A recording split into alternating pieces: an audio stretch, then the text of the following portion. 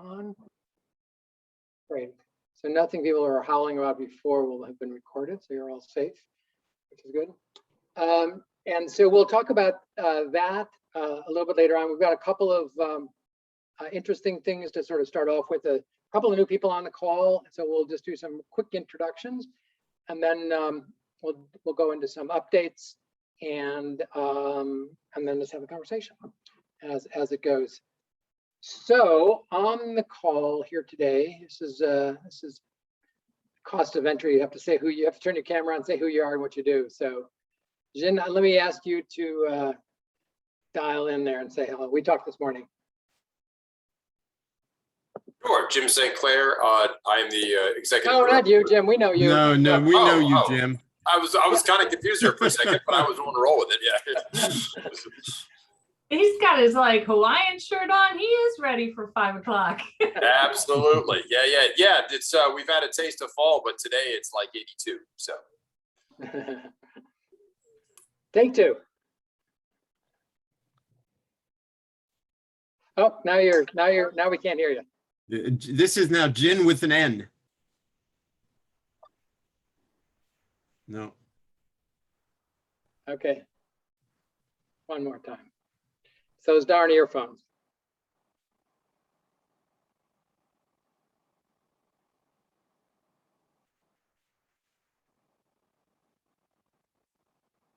You're still muted, Jim. Houston, we have a problem, as they say. So one more time.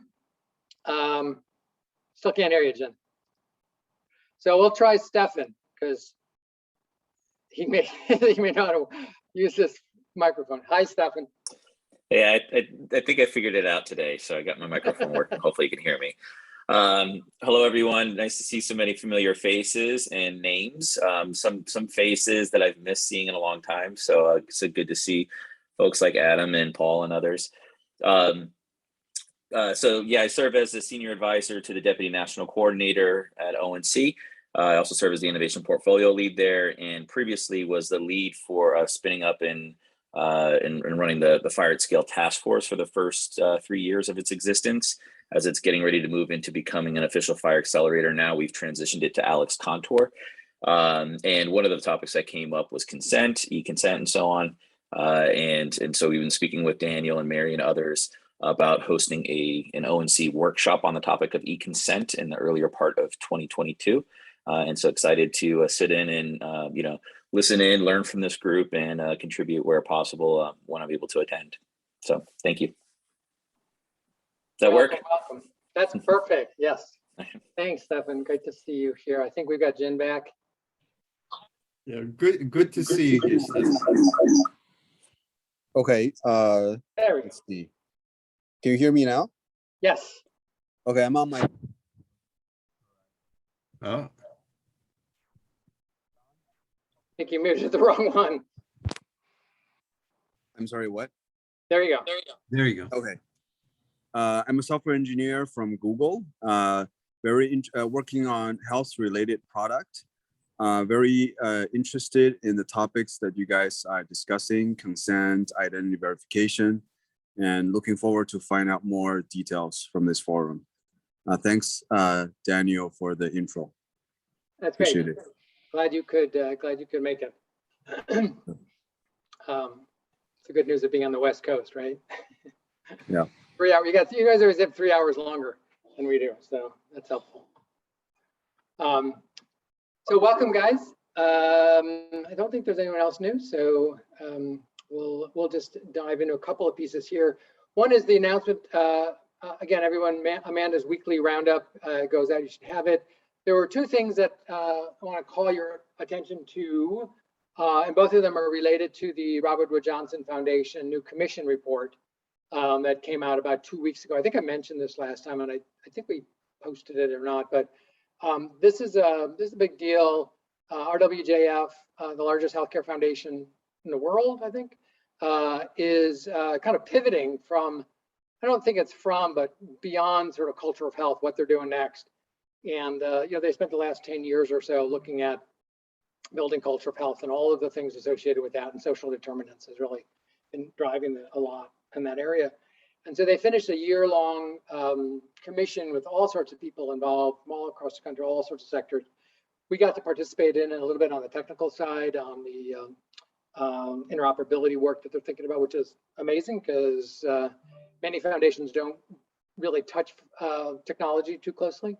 And so they kind of dove into it, which is great. And so this represents the findings of that pretty erudite group of folks who participate in it. There's also in there links to 4 white papers. So Excuse me, Daniel, do you mean to be showing us anything? Or no, I'm just talking. I'm just okay, talking. just So yeah, so you can click on, these are hot click links, and you can see it, and we'll post that anyways later. But it's it describes oh, I will show it to you. What the heck? we don't see, you're talking about hot links. We don't see anything, right? No, you don't see the oh, you don't see That's the what I'm saying. Yep. All right, there you go. There you go. Okay. Okay, take 3. So just so you get a visual of it, this is the report charting a course for equity-centered data systems, and it's a great read. It's really, brilliantly done in many ways. And in there, on the other link is linkages to I think it's the 4 white papers that are involved. And so this is kind of cool. So the design of modern public health systems, this focuses on the system infrastructure, all these kinds of things, and consent is involved in here. But they've really approached the field and the challenges of interoperability from really why, what, how, and kind of who and what next.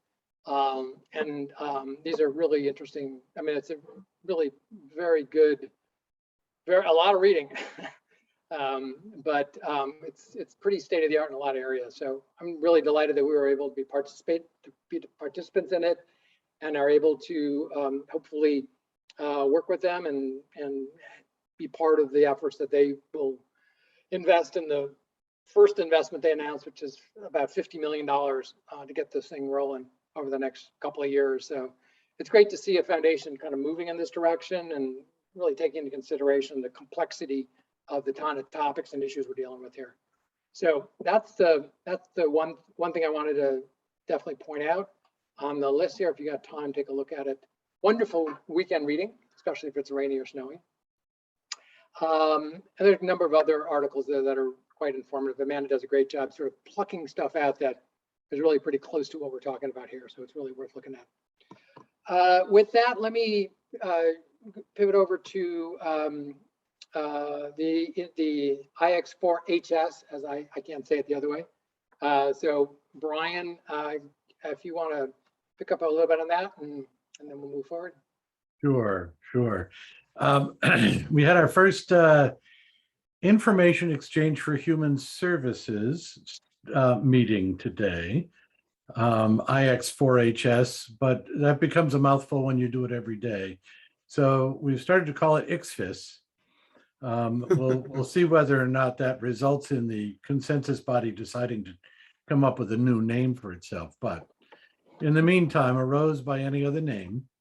So just for those that, I know a number of you were actually at the meeting at noontime, but for those of you that weren't, IXFIS is a new consensus body under the auspices of Direct Trust. It was stood up with the intention of identifying and evaluating existing and developing standards, including open referral, also known as Human Services Data Specification and Human Services Data API, HSDS and HSDA, as well as the direct standard, FHIR, HL7, IHE, et cetera, to create profiles based on those standards and, where necessary, develop new standards to meet the specific interoperability needs of human services organizations. And we had a great meeting. We managed to go through the charter, make some very minor revisions to it. I was really surprised that we didn't end up doing more to it. And then we we dug into, well, what are the individual needs and goals for human services? One of those is, of course, the need to support some kind of human services resource discovery, a human services directory specification.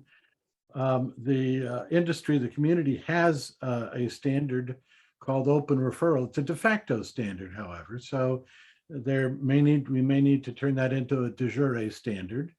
And we also, there are a number of efforts going on to identify how to extend existing healthcare endpoint directories with these additional human services extensions. So one of the things we're going to be looking at in ICSFIS is defining a profile formally for being able to extend existing healthcare directories, whether they're fire endpoint directories or direct trust address directories, to include these additional attributes associated with human services. We also discussed the need for a simpler closed loop or open loop referral standard.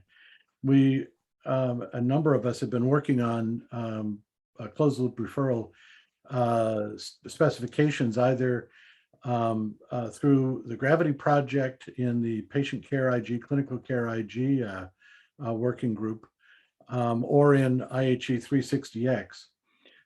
But we've identified, we in Project Unify, I should say, identified that there was a hole here, a gap in the standard support, specifically for the small human and social service providers that operate at a neighborhood or a town level, where they don't necessarily either have the technical savvy to stand up some of the technical standards we've been developing in other organizations, or they're not necessarily really going to be welcome into the local EHRs as a laundromat or as a tax attorney or but just as a home health aide.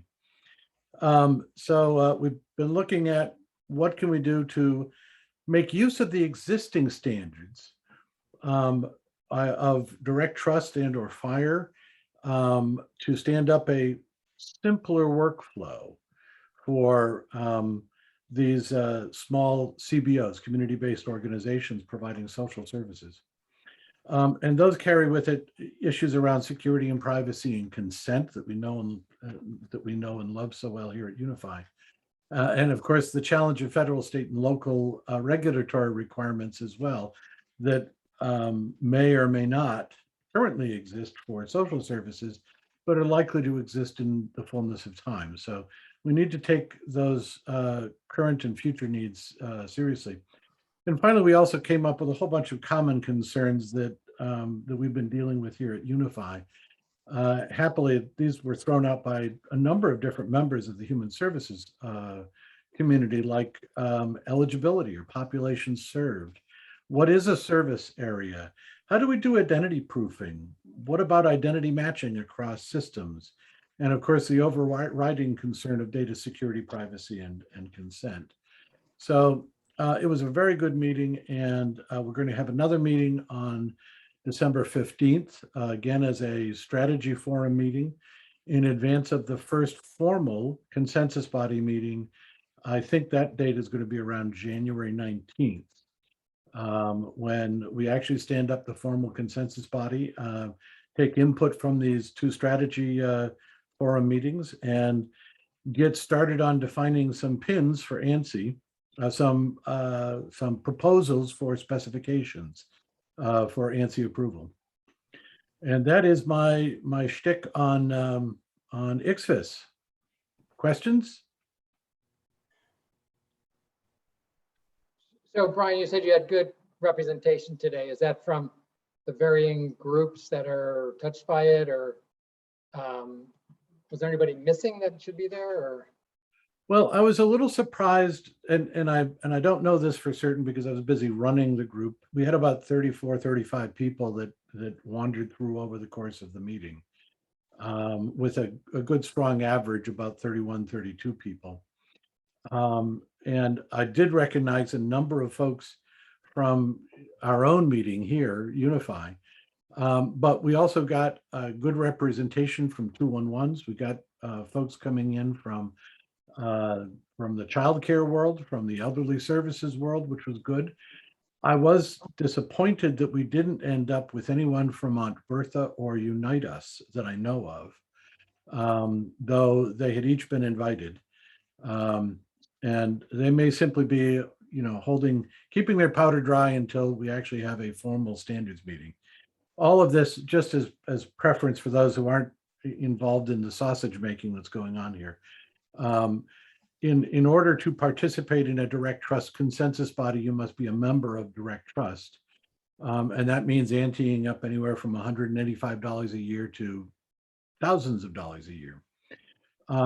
Because this is a brand new community that we're pulling together based on a combination of both healthcare service providers, EHR vendors, payers on the healthcare side of things, but also most importantly, new participants in these standards efforts from the human services side of the world.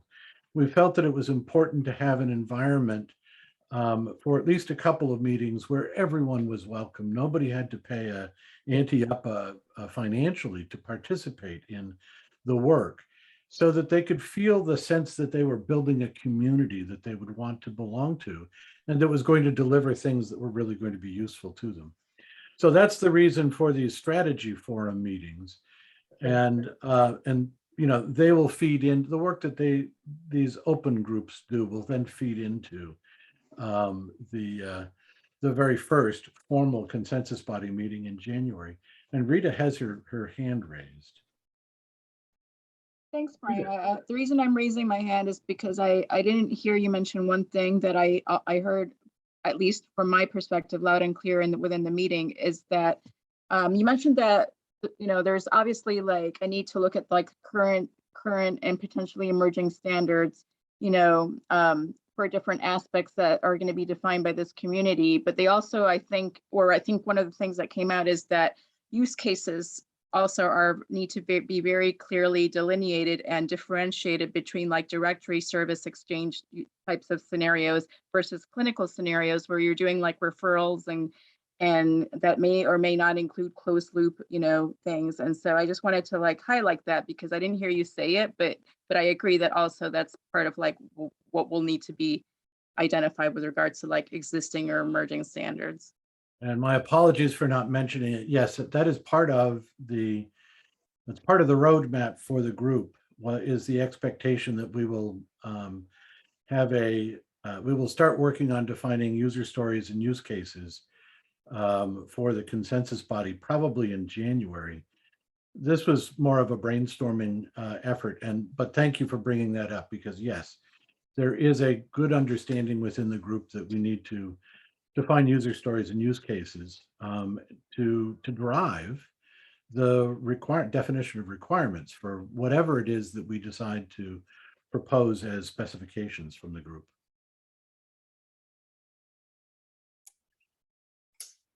And Brian, go Yes, ahead. Jim. I'm sorry, I was just to say, and I probably should have contributed to this during the meeting, but since you are an ANSI accredited body, there are some parallel efforts, harmonious efforts going on between a new work item proposal I have with ISO for identity, as well as the existing work done around identity that I think would all fit well with this, and as well as TC 215, which is the healthcare working group or technical committee that HL7 falls under. So I may not necessarily join Direct Trust, but we'll have that various ISO ANSI. I am a member of ANSI Insights, so we have a ANSI ISO relationship there too. Excellent. And I need to reiterate something that's in the charter. It's not our intent to create new standards. Wherever possible, we need to create profiles for existing standards. So I don't expect that we're going to come up with some new approach for doing identity proofing or person matching between systems just for human services. That leads to chaos. We don't need that. So hopefully what we'll be doing is pointing at the other good work that you're already doing at in HL7 and ISO. Yeah, and we can discuss this offline, or maybe the next meeting, but I'd welcome exploring that because I think there are grounds for shall, should, and must statement, may, should, or must statements into whatever the use cases are for conformance sake for specifications that should be considered too. So. I agree. Well, next on the agenda, Daniel. I think it's got your name next to it, or maybe Robin's name, although I don't see Robin's name. Child welfare domain. Child welfare domain. No, that's mine. And actually, hopefully, it will be Adam's. Okay, I was going to say it's yours for now, pal. No, for as long as you want. I just wanted to mention for the child welfare domain, we are standing up a new child welfare domain. Adam has agreed to at least temporarily lead the charge on that, trying to identify potential members of it, pulling together the SMEs around the various aspects of child welfare, to both define the user stories, the use cases associated with child welfare issues, and then to help kind of provide requirements that can drive the work, or user stories that can drive the work of the child welfare ontologies subgroup within the ontologies working group. They have specifically requested some user stories to help guide their work. So this child welfare domain is a little late in coming. I'm hoping that, to be honest, with the holidays upon us, we're not going to be able to stand up its first meeting until sometime in January. But I'm hoping that in the next 4 or 5 business weeks that we've got available to us, we'll be able to identify a good core, critical mass of subject matter experts in child welfare that can then help defining what the user stories should be that will aid the child welfare ontologies working group. Don't forget Jameson Thompson. I've Start there. already passed over to the child welfare ontologies working group the Jameson Wander Away user story that we wrote, what, 6-8 months ago now, so they've got that to work with, but we all know that that's not the be all and end all of child welfare. So we need to get more subject matter experts in child welfare involved in Unify to help drive the work here. Ontologies, I think, is next, and that is Eric. Is Eric with us? Don't see. Eric is not with us. Well, I'll mention that that we've had a couple of meetings, I think, since the last time Eric spoke on it, and specifically we had one on the child welfare ontology working group, which once again drove home the importance of we having a child welfare subject matter expert domain working group. So I guess, at least from the ontology point of view, we're voting for this enthusiastically and looking forward to gathering together the subject matter experts. Which leads me to consent technology and consent governance. And I'm just looking, is Tom here? Tom. I am here. I didn't get a chance to chat with you today.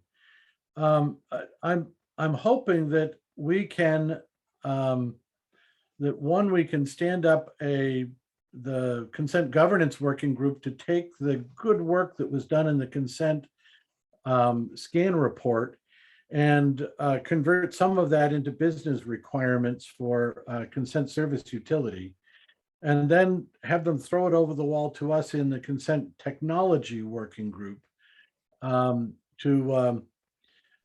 define some blueprints, hopefully not long blueprints, 2 to 6 pages saying, here's the problem, pointers off to the standards that exist, pointers off to the architectures that have been developed, and then a conclusion that says, and if we do this, everything will be right with the world. And I say that facetiously. Do you have any objection to doing that, since you're my co-chair and I hadn't had a chance to talk to you before the meeting? No, it's fine. I'm happy to help. Okay, I'll get a hold of you after the meeting, and we'll figure out what the agenda is going to be for the first technology, consent technology working group. And you and I and Amanda can put our heads together around sending out some doodle polls to get some first, the next meeting date going for both the governance and the technology working groups. And I'm done. Oh, I'm done with that. I think I get to turn it over to Adam for the feature topic of consent scan report status. The feature isn't going to take too long. Those of you who come every week, and that's most of you, know that well, you should all know because you're all on our mailing list, and hopefully you got our newsletter with pointing out the posting of the report, along with Daniel's blog on the subject, which I highly recommend to you all. And we sent it out. What we did, Amanda and I, put together a spreadsheet that includes certainly everybody who has been working on the project, including people in this meeting. But and then Amanda scoured the report. What I asked her to do is find every organization, company, individual that is mentioned, to make sure that they get it. And so we, over the last couple of days, we blasted it out under or over Daniel's signature, with a note to everybody, different notes to different audiences. And I think that was about 150 separate, entities, people, organizations that were mentioned. So, and that's in addition to our own lists that our newsletter went out to, which is how many is it, Daniel?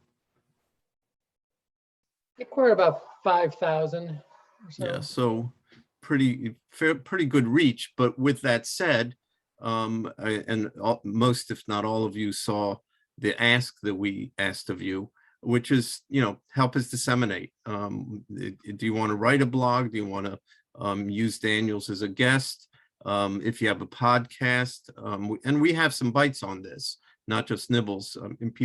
Daniel's going to do some podcasts, and I think his blog is going to be repurposed, and we just want to get it out into the world, and we just don't know it. Daniel knows almost everybody, but not everybody. And that's why we need all of you. So please take a look at that email. If you have ideas, if you have thoughts, please contact me. Daniel has offered my services gratis to you to help with writing, editing, strategizing, which of your outlets might make sense. I'm happy to help if I can do that. And if you have ideas of how you can do it, anyway, that would be great. That would be really great. And that's part of the sort of ongoing nature of it. This will be new and being disseminated into next year. It will be posted, it is posted, and we can make changes, we can make updates. We've already done it. People don't know because the link stays the same, but we've already done that. And so as we progress, hopefully this thing will really have a life. And that means online and in the changes that we make, the updates that we make, and hopefully work on the ground that we do as a result. And so the one thing that I will call out, and then I'll give it to Daniel to see what else he wants to add. The one thing I'll call out is we will have a quote launch webinar. We haven't decided the exact topic, but it'll feature the scan report, and it'll feature some of the people who have been working with us. Daniel will put together a panel of some sort. And it's another thing that we would love your participation on, helping shape that. Some of you as participants, but all of you as idea people, we want to hear if you think a webinar that focused on X part of this is a great idea, please let us know you think it's a great idea. If you have something to contribute to it, we gladly accept your offer. And that webinar will be on December. Is the 17th a Friday? It is. It is. The webinar will be on December 17th. So please mark your calendars. We'll send out a note, obviously. And that's the next step. We have lots of next steps in mind and written down and planned. Most of them are in the recommendations of the report itself. Please take a look at them, and carrying them out will depend on resources. I mean, it's that straightforward. And we're working on that. Obviously, if anybody wants to work with us on it, another invitation accepted. But the game plan is pretty robust. We just need to get it funded. But we're on it, and we're going to stay on it. And the next step is going to be continued dissemination, hopefully with your help. I'll put my email address into the chat again. And then the webinar, and we'll just keep going from there. Daniel, what I miss, and if there are any questions, please pipe up. Covered a lot of territory. A couple of thoughts. One is we put together just a 2-pager for supporting social media outreach. Given the average age on this call, probably not the most facile social media folks, but no disrespect at all. So there's some specific language you can use to adopt if you want to venture into that world, to either put it on yours or to forward it along, or to respond or to reply or to like or whatever. We usually get, it's a good exercise to get into. There's actually some very active people and organization, too many actually, that are around the interoperability space. And it's great. I mean, when things get moving, and for those of you who sort of venture into the social media world, a lot of interesting things going on out there, and it's great to add our voice to that. And I think it resonates a lot. We're already seeing beginning of a lot of sort of retweeting and pushing along our LinkedIn work, which is really a great place to kind of see what else is going on. So I encourage you to venture into that world for what it's worth. Already there's been some really good response to it. Even just sending it out, we usually get generally about a 20% response rate when we send out our newsletter. And as of last night, we were not there yet, but so that means probably 1,000 people or so see it, or anywhere from 500 to 1,000 people. And if you think about the sort of the multiplier effect of that, it doesn't take a lot to get the word out there pretty broadly. And already today, I've heard from folks at the California Department of Social Services, our colleagues at the American American Public Human Services Association, or the ASFA, which is State Organizations for Human Services. They're going to push it out that way as well. And I think it's, without getting on a soapbox here, it's a topic that resonates everywhere. I mean, from everybody I've spoken to, from the cloud providers to philanthropy, I think to a certain degree, to government, to different agencies and organizations, that idea of consent is so important. I think I told people last week, I spoke with fellow Ross Lemke at the Department of Education.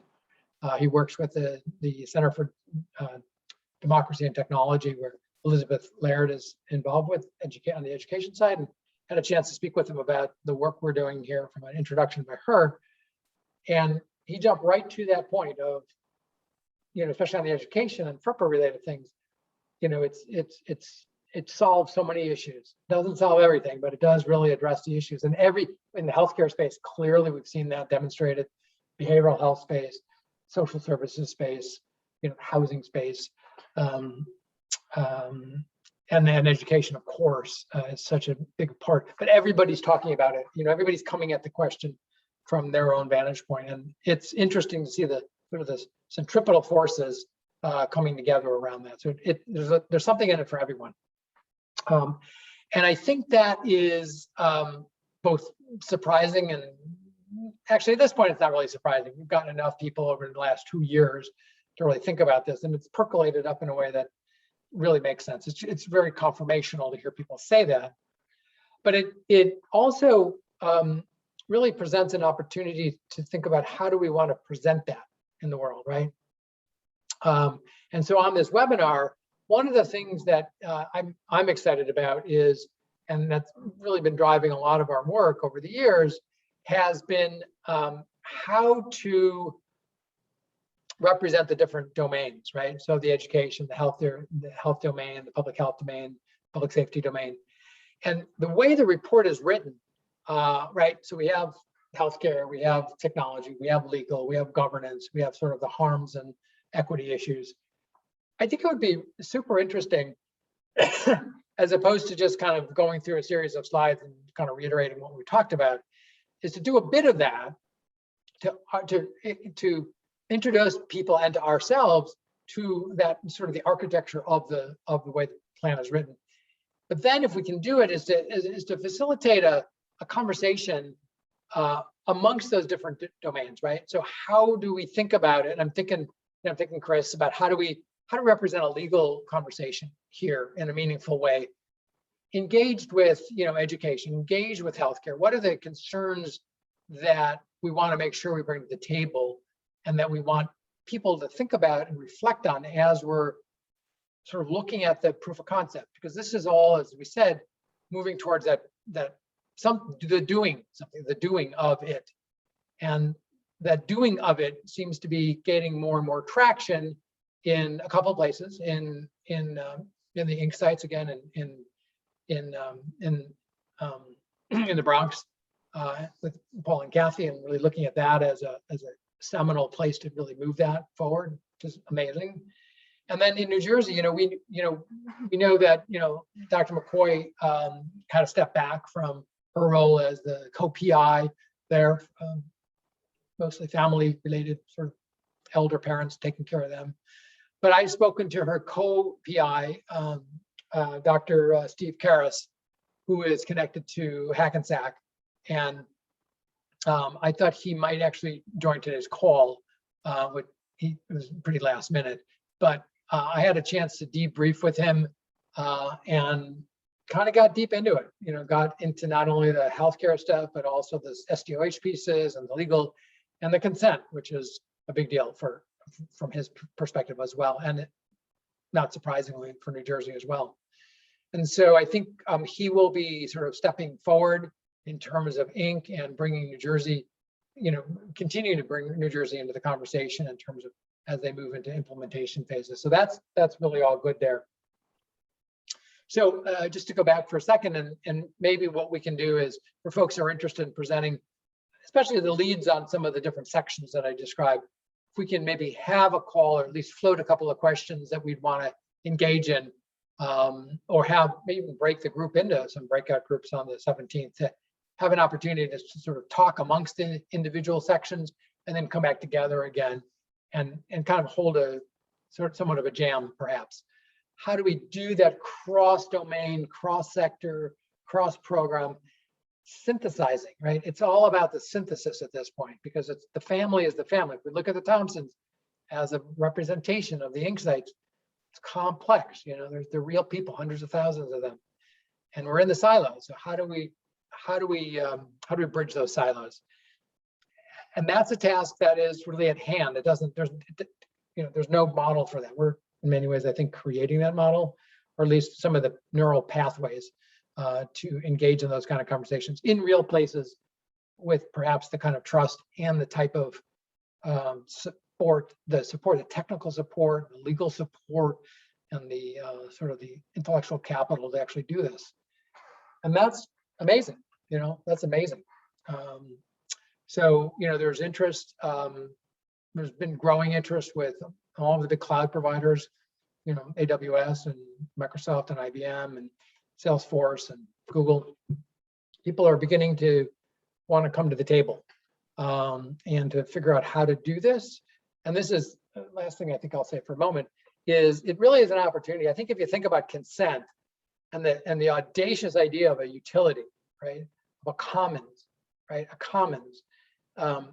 This is a moment in time where if that can happen amongst really the cloud providers, right? The overlords, so to speak, I say affectionately, and do it in a way that doesn't matter what cloud you're on, right? It doesn't matter if you're on an Azure cloud or an AWS cloud or Microsoft, whatever it is, that there's a way, and this is a part of the conversation I'd love to kind of get into a little bit, being a novice at sort of platforms and Kubernetes and how do you containerize stuff so it lives between places. You know, I just have to sort of kick myself a little bit in the potential opportunity to actually make something like this happen or enable it to happen across domain kind of conversation. So let me shut up for a minute. A lot of sort of audacious, ambitious ideas out there. I'd love to hear people's sort of riff on it and thoughts about it as we go into. Daniel, I just wanted to riff for a second about you're talking about operating across cloud platforms.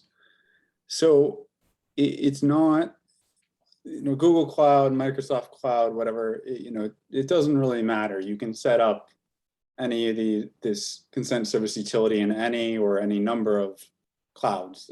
The challenge is in creating a trusted network, right? That is secure, that you know the endpoint. When I have an endpoint and the message is being directed to Montefiore Hospital, I know that it is Montefiore Hospital and that we don't have spoofing. So it's about getting the endpoints together within the network and making sure that it's secure and trusted and validated and that it's a closed network. You're not just letting anybody, you know, like you're not creating risks of like a DDoS attack. So I just wanted to underline that point, and that's oftentimes the role of the trust framework is to identify those policies and the framework and the rules of the road to say, if you're going to be an endpoint, if you're going to be in this network, this is what you got to do so that we're going to trust you, right? And so that other organizations sending messages to this consent utility can trust that it's going to be there and know how to look up and access the Montefiore endpoint or whatever the endpoint is. Mm-hmm. Yeah, so like a lot of the complexity is then in figuring out what does that governance look like in terms of Sure. these overlapping policies and rules. And I think that's an interesting perspective, Matt, because I think, and correct me if I'm wrong, I think you're suggesting an organization to organization consent utility exactly. Versus say a head end consent utility that the patient and the provider access prior to the EHR. So before the data even goes into the EHR, the utility is imposing consent rules around it. And then that sits at the front of the EHR for an HIE inquiry or organization to organization type, because it's individually generated as part of that. So I think, I mean, and I'm not saying one's right or wrong. I think it reflects two different workflows. You brought up one, I brought up another, both of which have to be kind of thought through as part of what the architecture is.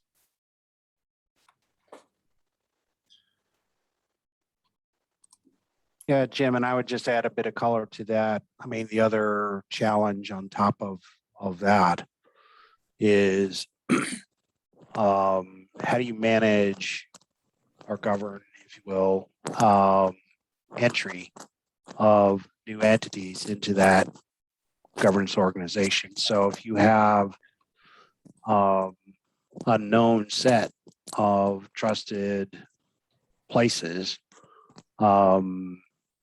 you can figure out amongst them, you know, things like who's the system of record, if there's two conflicting records, who wins, you know, all those kind of rules can be established in the governance. But if you're an entity that's outside of that network, how does it work for you? And is there a way to join the network? Is there a way to extend the framework?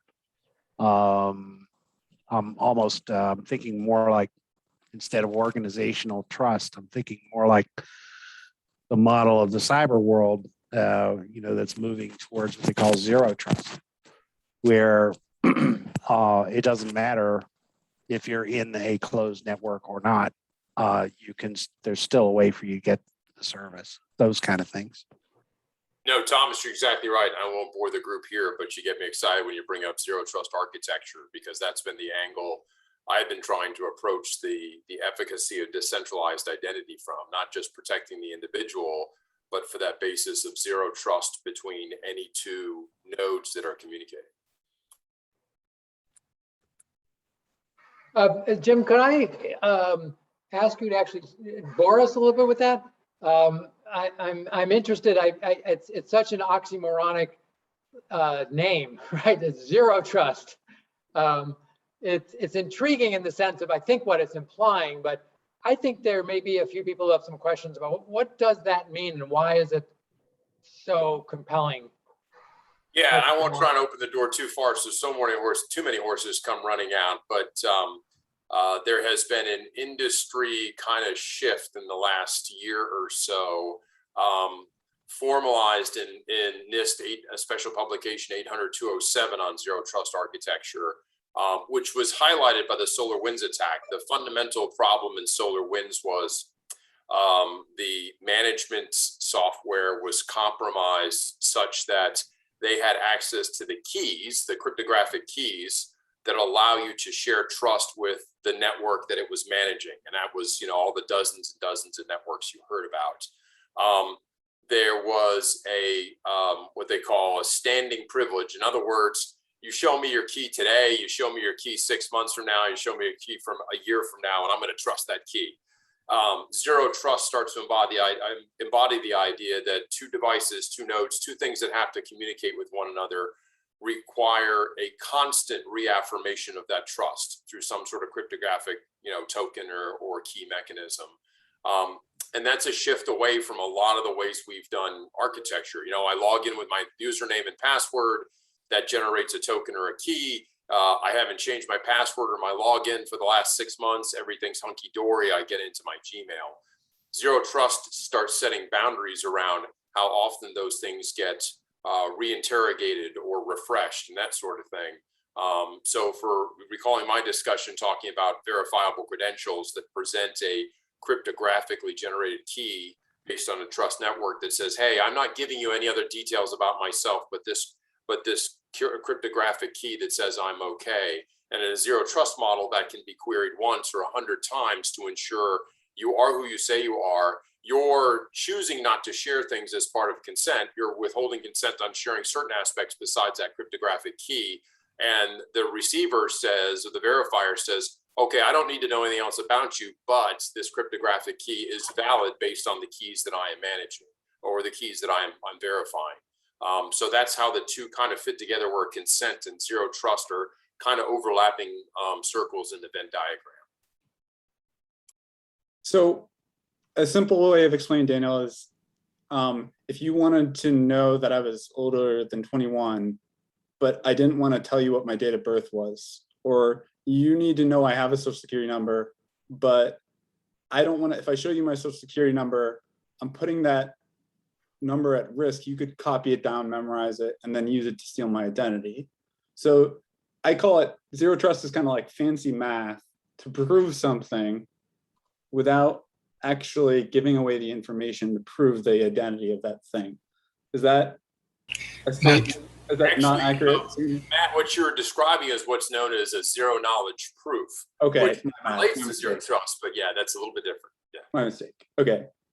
The whole idea, the whole idea with the zero trust is that usually in trusted networks, like in IT world, within a company, that network is trusted. So once you're inside the firewall, you're in a trusted network. Now remove that paradigm and say that all the computers are do not essentially trust each other. So it is as if you are working on a WAN, not a LAN, and nothing trusts each other.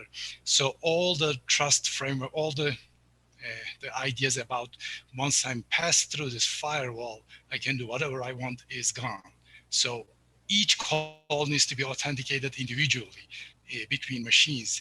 everything is under suspicion. So the whole system is based on the idea that if something is compromised, you have to contain that compromised node, and everything else can still stay safe. It's almost like trying to navigate a building where all the doors are locked, and you have to have your identity badge and swipe in to every single door to get to where you need to go. It's not enough anymore just to swipe your badge to get in the front door, and you can go anywhere you want.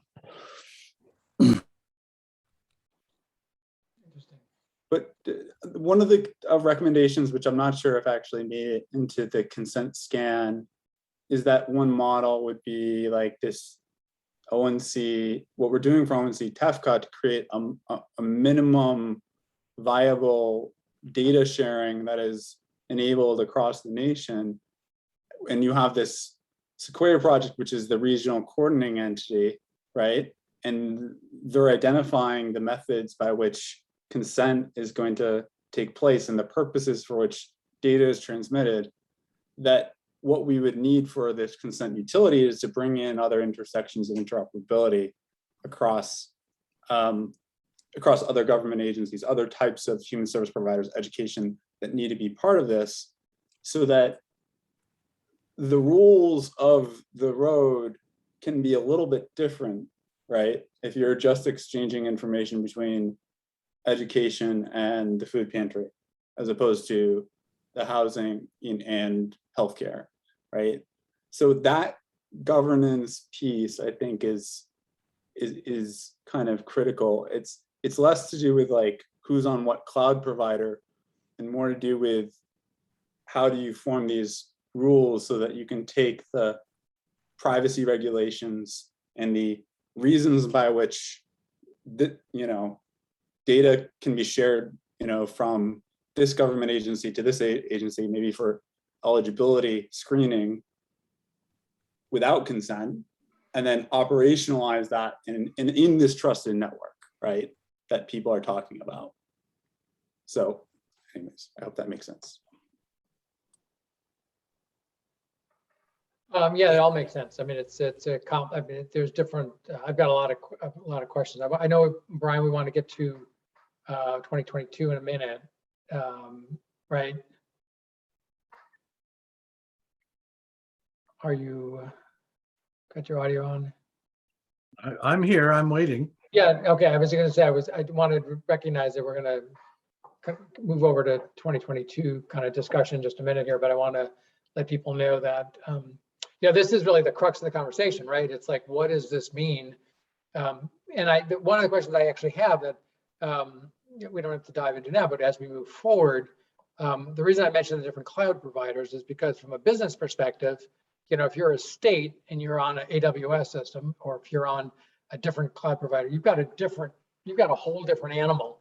That relationship between the state and that provider and the particular technology and the interfaces and the rules and whatever is unique, right? It's unique to that particular provider. They need to be able to use what's on the foundational level to be able to bring that commonality to bear and be able to provide all of the kinds of controls and access and security that's going to be necessary. So that's the reason I bring it up, because from a national perspective or an international perspective, everyone's going to be in a different sandbox. You have different legacy technologies, different providers, different structures, different organizations. So it's going to be different. So it needs to be readily able to be transported. And again, one of the things, and I was chatting with Chris briefly.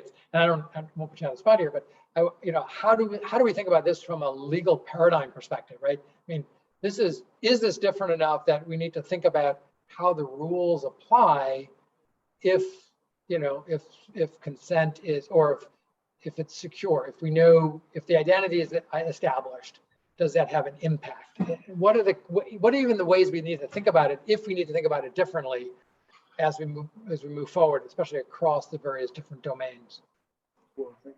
So I would say that Thank you for participating in the class. I'm so happy to see people outside of just Keep going there. Somebody, let me, got it. Go ahead.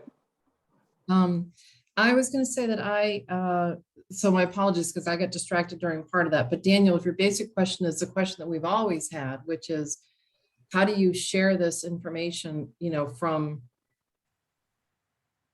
has the new paradigm that you're suggesting, has it done anything to resolve any of the legal issues about sharing data from domain to domain? Is that essentially the question? Yeah.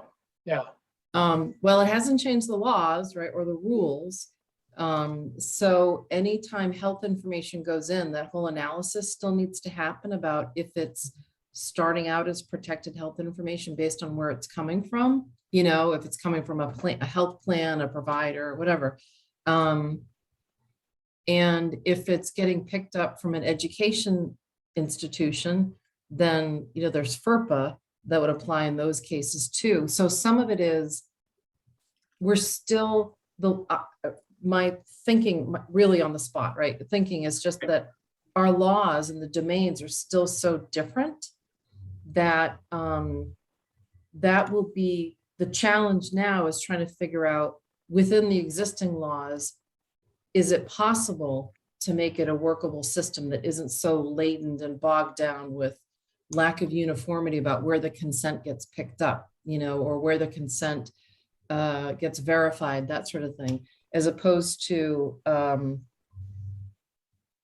like coming to a conclusion that it just can't happen without being too clunky, and there needs to be like targeted focus of where to change policy. I'm not there yet. I'm not suggesting that that's where I am, but yeah, I'm kind of a concrete, like I need to see the thing of it to really figure out, okay, where is the health data coming into this? And is there a way that we create consent as a part of the system that no matter where the data is coming in, you can capture consent? But there's some issues. I mean, there's consent, and then there's also the data itself retaining or requiring the sharing of it being required to meet certain legal standards. Anyway, that's the very unsatisfactory quick answer. Sorry, Charlie. Sounded good to me. And I appreciate you sort of diving into the deep end on that one. I think it's an important topic. I mean, obviously it's a critical part, and it represents sort of the 4 or 5 areas that we need to sort of synthesize, right? What are their implications that are going to be affected by what we end up doing, especially on the ground in a place like New York or New Jersey or California, wherever. So all those questions are going to come to bear. And as we think about using the consent report to focus on those kinds of things, so we can draw from those different areas and not silo-wise. We can't, we have to do each of the pieces excellently, but we also need to cut across them so that they're in sync, so we don't create more chaos and havoc from the complexity, and try to make it a little simpler. So thank you for that. We are, where are we at? 10 after 5. I know that we haven't allocated all the time that I wanted to, but Brian has been thinking a lot about 2022 with a bunch of folks. And I want to ask Brian, just give us as much you can sort of share with us in 10, 15 minutes, and then we'll close up the afternoon. Yeah, it may be that a bunch of this really needs to be taken up in a couple of meetings. Because I had really wanted our community here to have a chance to weigh in and discuss what our potential plans should be for next year. And we've already lost, 2, 3, 4, 5 people. Yep. So I think what I'd like to do is to introduce this work and then suggest that that would be about 3 weeks from now when we have the next opening in our featured topic section, that we once again try to make 2022 planning the feature topic. Is that reasonable? Yeah, I also think we'll have maybe some more information by then that will be relevant. That may also, there's a lot, as the year comes to an end here, there are some things that are sort of percolating that may may come to fruition that may be useful to talk about. So yeah, I think that's a good thing, Brian.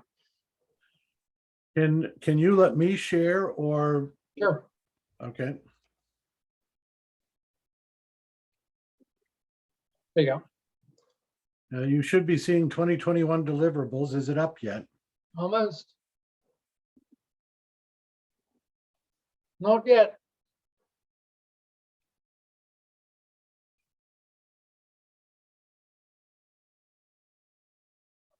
No, it's there. It is. There it is. There, got it. It's up now. Got it. Okay. I won't belabor this too much. Just with an eye towards the time. You folks have seen almost everybody here, perhaps except for Jen and Stephen, who are new, have seen these slides from distribution last Friday. But we've done some great work, obviously, in consent. We've talked a good deal about it already. And we still have more work in the next 6 weeks to do in business requirements and technology work. Some of that may end up sliding into 2022 as well, just given the holidays. We also, on person matching, we had a team working on doing a sensing-based person matching demo. There's still a lot of work to be done there, but it was great to see some good demos going on there. Through our various demos, we actually did a good deal of work prototyping cross-domain interoperability, in particular making use of Fire subscription between two non-Fire based systems, an HMIS and a referral management system, for exchanging food insecurity, housing insecurity, gravity project codes. And we've done a good deal of design work around how we might make use of task service request for referrals, not just within healthcare, but across human services, social services as well, which ultimately, finding a gap in that work, led to standing up the ICSFIS consensus body, as well as, of course, making use of consent, not just for Fire consent for consenting for access to healthcare information, but potentially to child welfare information, educational information, et cetera. So we've been focusing all of that work on Fire resources accessed over HTTPS, what's very often just called the Fire protocol, though Fire supports more than just the RESTful API. And we stood up two new community domains, education, which we need to reinvigorate after the summer break, and we're launching the child welfare domain. We've got a number of different ontology subgroups at this point, a core ontology working group, the child welfare ontology working group that's been active. We've been working with folks on CEDS, the Common Educational Data Standards folks, defining, in essence, a data model for educational standards. Eric is the architect of HUD's HMIS, and he's brought a lot of his experience working on that ontology into our work. And of course, I've got a background in NEEM and the use of NEEM in the justice domain, which we are going to be very dependent upon in the future. Daniel and Stewards of Change have done a lot of work around network introductions and funder cultivation. And they put together an ITCC interoptimability. See, I almost have it down. There you go. Training program, well, which I think they've given to the New Jersey Inc. Partnership Council. So there is some support that we've given to one of our end system participants, and through Unify, we've ended up incubating a lot of cross-system integration between May, June, Open City Labs, HS Link, Sensing, and we've come up with a number of user stories and use cases that have led to demos around the HMIS Housing and Security Rental Assistance Referral Demo, the Prepare Food Insecurity WIC referral, and a substance use rehab COVID alert this past year. So we've done some good work. for the coming year, what I've tried to collect together as likely candidates, but we need to talk through this as a community and make sure this is what we really want to do, is we need to still do a lot of work around consent. In particular, and I've been very careful with the wording here, select and configure consent technology, not with the intention of choosing a winner. Somebody had proposed during one of in email back to me that we should be doing a bake-off, figure out whose consent technology is the best consent technology. And well, that's fine, but we are a collaborative. We're not a competitive organization. I think there's much that we can do both in our blueprints and in our work to engender, to support multiple different source technologies, and put those technologies, for instance, in the interop community testing sandbox, and see what we can do in terms of interoperability between the various technologies.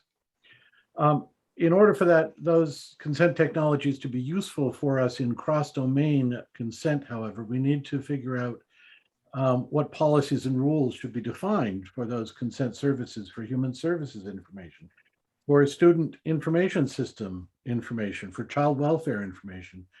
The A4L.org folks that run the SIF, Student Information Framework Standards, have stood up a new consent mechanism, and they are currently working on, well, what are the rules? What are the policies that we need to have for managing consent, managing access and privacy of student information?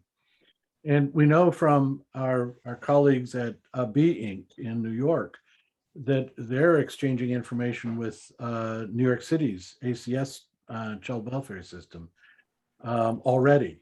So what are those policies? What should those rules be that we need to put into a common consent utility to be able to manage, to allow individuals to come and manage their children's consents, across all of these different domains.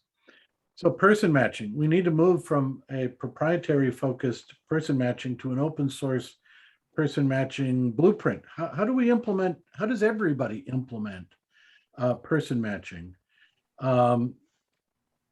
We need to do something around referrals. There's work that is now going to be happening, not just within 360X and within the Gravity project around closed loop referrals, but also within ICFIS, taking the best of both worlds and proposing a simpler workflow for the smaller CBOs in the human services world for referrals between community referral services to those smallest CBOs. It may be useful for us here in Unify to write a blueprint and say, here's our contribution, ICFIS. Consider this as a way to approach things. Or we may turn around and say, yeah, what they did, use it. Yep. We should go the next step around human services interoperability and create a blueprint for it that basically describes our experience so far with using the subscription resource, but also task resource, service request resource, consent resources, what I've been calling the operational FHIR resources, just to distinguish those from the clinical FHIR resources, some of which we might care about like a person resource, some of which we might not care about like podiatry resources. But we should document this. We should document what our experience has been, and also take a look at not just FHIR resources over HTTPS, but also over direct secure messaging. And we should take a look at what Ken Salyard and company have done with NISIA, standing it up and dusting it off and bringing it up to date. This was a National Human Services Interoperability Architecture. Did I remember that correctly, Daniel? From way back in the day. This was a decade ago. Of course, that was originally based around NEAM. So the question is, so is it still based around NEAM? Is it now based around FHIR and NEAM? Is it just based around FHIR? we should take a close look at that and see how we can support it. And then we have new domains, early childhood, both early childhood intervention, early childhood care. We've got folks interested both from New Jersey Inc. and from Child Care Aware of America in a new domain around early childhood. We also should take a look at housing, ontology. I'm going to be completing, or we're all going to be completing some work on a core ontology. What is a person? What's an organization? That kind of thing. That allows us to easily map between the various information domains that we're working in, like FHIR and NEAM and HMIS, et cetera. We need to continue development on a child welfare ontology. The child welfare space is so huge that there's no hope that we're going to, quote, complete a child welfare ontology. So this is going to be one of those incremental tasks as we plug away on different aspects of child welfare ontologies. Like the human genome experiment, right? Yeah. And we need to take a look at potential SEDS proposals to SEDS for how to represent chronic absenteeism, kindergarten readiness, and third grade reading level, which are things that the New Jersey Inc. and New York Inc. folks have an interest in having access to, but are not represented currently in that fashion within the SED standards. So we have a chance to make a contribution into one of the other standards efforts here. And we need to continue incubating cross-systems integration. First off, of course, is we've had a proposal for us to participate in the interop.community work, both in their MELD sandbox as well as, and we've been very happy in the past years and with the interoperability land sandbox. And this is really just interoperability land, or the son of interoperability land, if you will. But also in the communities of practice concepts that they're standing up. And they have invited us to participate to create our own community of practice within interop.community. And that's something we should talk about in a couple of weeks. And also, well, what other organizations should we be proactively pulling in? Jim, obviously, with the Linux Foundation is on board, and that's delightful. But what about AWS? What about Cloud Privacy Labs? What other cross-systems integration work can we do in our demos, in our profiles, in our blueprints? And finally, we have to get back on the demo horse, because that's one of the most effective ways of conveying what we do here at Unify, is to be able to show somebody, hey, look, we've managed to exchange information between multiple different, completely disparate domains in order to make something good happen for an individual or their children.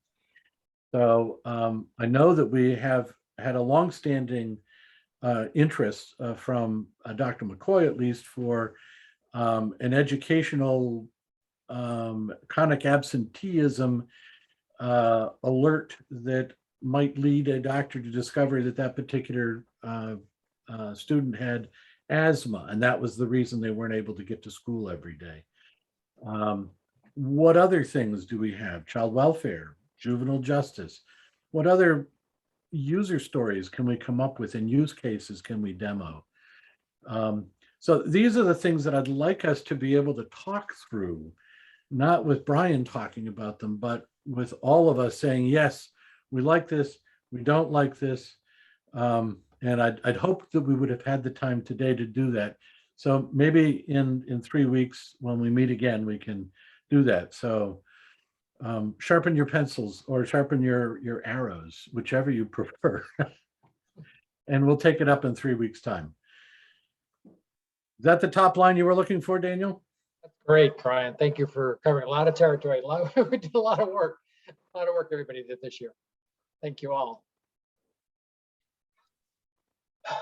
Okay, I'm going to stop sharing now so we can Okay. get back to seeing everybody's shining faces. Great. Well, a lot of stuff to talk about. lot of areas to sort of roll our sleeves up on, and of course, as you said, a lot of this is dependent on resources, and we're rowing as fast as we can to make that available so that we can really take advantage of the moment in time now. So, as I said, hopefully we'll know more a bit end of the month, beginning of next month, about some of those resources, and hopefully some of our philanthropic partners will come to the table in a meaningful way, which would be super, a good arbiter of some of this work as well.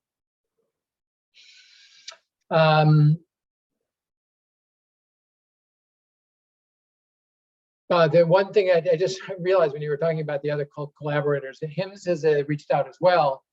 And we've had some conversations already with them around the HIMSS interoperability showcase in March. So just as another point there for folks who are HIMSS related involved, that would be really interesting to figure out how do we actually demonstrate this sort of three-dimensional interoperability there. I think it'll be an awesome kind of opportunity there. So any other, so we're kind of coming to the end here. Any comments, questions, reflections you want to say? Do what we're thankful for before we have our Thanksgiving meal, but too much. Hey, Maybe. I just dropped in the FAST ONC FAST initiative, and I'm actually kind of curious whether Steve Konya has thoughts about that, given his involvement over several years. It's also something that Jim Sinclair had brought up last week, and I've brought up also in prior calls. And so specific to Jim's, that he mentioned identity matching, since he and I are both on that particular Tiger team, but I'm also think it would apply to other Tiger teams, including like security with consent and other areas. So Steve, I don't know if you have particular thoughts. Yeah, no, I mean, again, that's part of where I first got a little bit more looped into this topic area, was through the FAST work. So consent specifically was one that overlapped between our security Tiger teams and our identity Tiger teams and the solutions that they were developing. Both of those have IGs going through the process at HL7. The security one is based mostly around UDAP, but and the identity management one is really more of kind of like a glide path of different identity management type approaches, and kind of providing folks with a glide path of like how to evolve to something more technical than the current state. But e-consent was one that they both identified as like a key component or area that was so complex that they kind of out of scoped it for their specific solution. Kind of had like a footnote there of like, and we need to address this. And there was talk of spinning up a Tiger team specifically focused just on e-consent, but they never got to that point. It may be one of the first ones that the official fire accelerator for FAST, as it gets spun up, they may decide to launch a Tiger team, or however they want to organize the work under that structure, focused on e-consent, to try to figure out the development of implementation guides and so on. But in general, just the FAST community has never tried to say we need to take on and we're the best experts to take on all this stuff. They usually would try to look at, is there some kind of a comprehensive look from an infrastructure standpoint to running fire at scale already existing out there? And if so, let's try to point to that, evaluate it, whatever. If there isn't, then let's create it ourselves. And so that's kind of what had happened in the past with the formation of the previous FAST work. The FAST action plan is probably the best place right now to go get kind of a summary of all those things. And you could look deep into the documentation. Alex Contour is the current lead from ONC side, and he can get you plugged into the latest. As of November 1st, I first started taking those meetings off my calendar. So for the previous 2 months, Alex and I were kind of transitioning from me to him. So I'm there as needed and available when Alex calls upon me for historical context and support from an IO perspective, immediate office perspective at HHS. But otherwise, the current status of the work, I know that last I heard, they're focused really on two things. Number one, getting the process set up and having it convert into becoming an official fire accelerator by Q1 of next year. so they're having a lot of meetings on that, organizing everybody as far as how to transition into that type of governance structure. And then the second thing is not missing a beat on the current IGs that are in the queue, that are in the process going through the HL7 implementation guide development process, so the balloting process. So as far as taking on new work, I think they probably won't do that until the accelerator is officially spun up and starts. I just dropped the action plan that Oh, great. yeah, Thanks, that's Rita. reference to. One of the things we did promise to do, though, at ONC for the FAST community was to pull together kind of a number of individuals working on e-consent and to have FAST be part of that event. So, it's not a FAST event, it's an ONC event that FAST will be referenced or talked about, or representatives from FAST will be there to talk about it, in their context. But having groups like yourself and, MyHIN and RWJF and others who are working around e-consent, be part of that event is one thing that we kind of promised, just to kind of keep the conversation going. So that way the FAST community can either just plug into that, make sure that it's something that's still being talked about, or again, if there is need for some kind of coordination through FAST, then they could decide if they want to take it up at that point. I hope that helps. Yeah, that's great. I'm glad to hear they're, the convergence slowly sort of walking towards some of these things. And, as you know, last week we actually Mary and MyHIN was talking about e-consent work and the new kind of approach to be able to address those kinds of things. Yeah, and one other point in there too. So ONC obviously was working with the RCE and Sequoia for our TEFCA work, and stay tuned on that as far as when TEFCA is going to roll out here soon. But as part of that, we're working with them on developing kind of a fire roadmap. So as TEFCA right now hasn't really been looking at leveraging fire, just because they want to get it up and running quickly, and the level of industry adoption, they think a lot of HIEs aren't fire ready at this point. So, but they are scoping out kind of a fire roadmap for TEFCA, and we're working with them on that.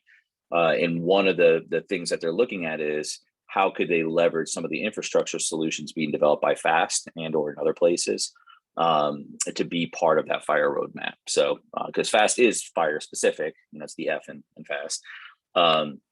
But that's one thing they are doing is, so if you're thinking about TEFCA, I know I saw that referenced earlier in the meeting. Just know that is something else they're looking at. Can the security solution from FAST be something that is practiced in through TEFCA and reinforced through it? Can the exchange metadata with and without intermediaries solution be something that is leveraged? So just wanted to reference that as well, kind of connect the dots there. So it's interesting, Marion has been involved for the last couple of years in and out. She actually presented, what was it, about 6 weeks ago, I think, when the RCE was starting to talk about the regional, what were they called? What are the regional ones called now? The regional coordinating entity. Yeah, the regional coordinating. QHINs. The QHINs, right. She was talking about you get your RCE and the QHINs, right? Yeah. So again, it's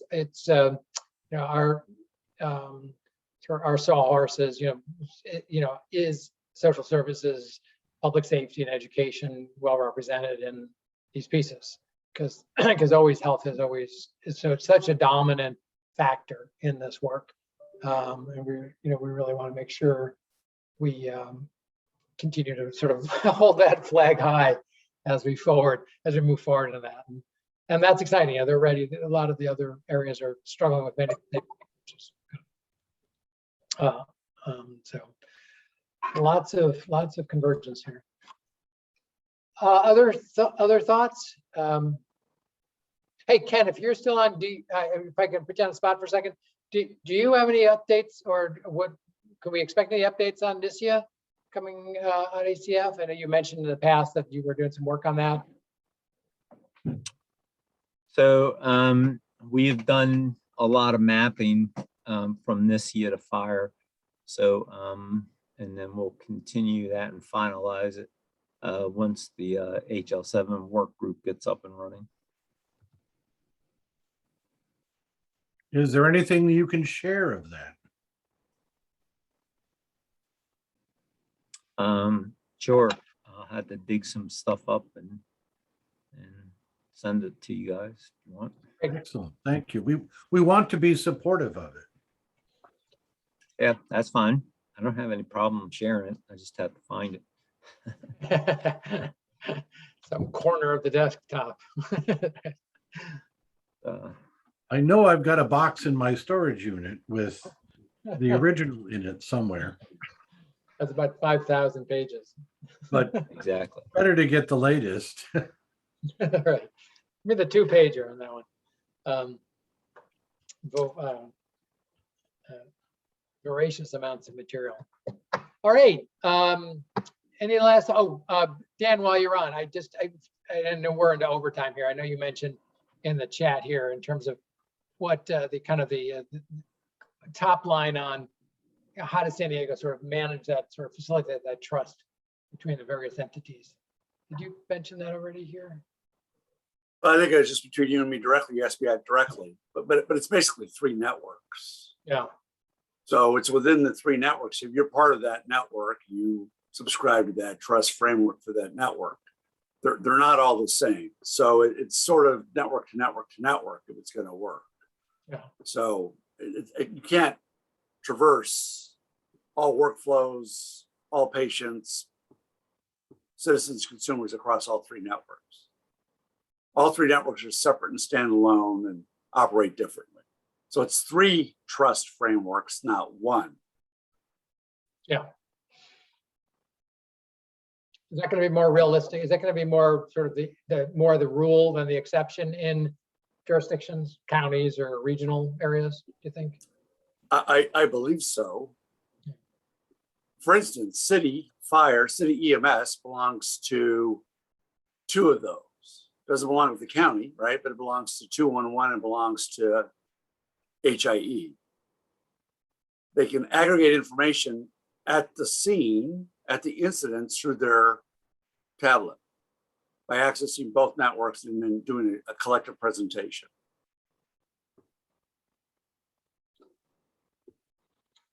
But yeah, but it really just sort of to speak to sort of Brian's excellent presentation where we focus on. It's, you know, again, I struggle with the magnitude of Brian's presentation. There's so much. You know, how do we focus? And I'm concerned that that there's just so much. And I know there's a lot of great, smart, talented people with a lot of variety of projects on their plates, but how do we have maximum impact as Project Unify?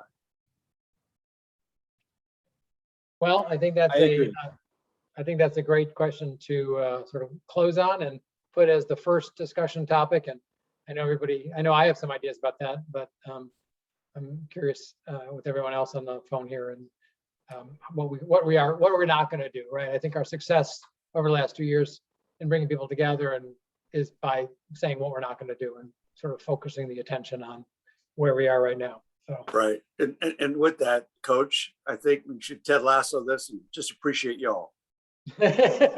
Love you there, Dan. Believe. We all believe. Believe. Appreciate you all. Can I just before we sign off, thanks again to everybody who helped make that paper a success, and I think it was one. So I don't want that to get lost, and some of you aren't here every week, so we are very grateful. All right, everyone, have a great Thanksgiving. Yep. Great Turkey Day, and we'll see you on the other side. Be well. Bye. Yeah, take care. Bye. Thank you. Bye.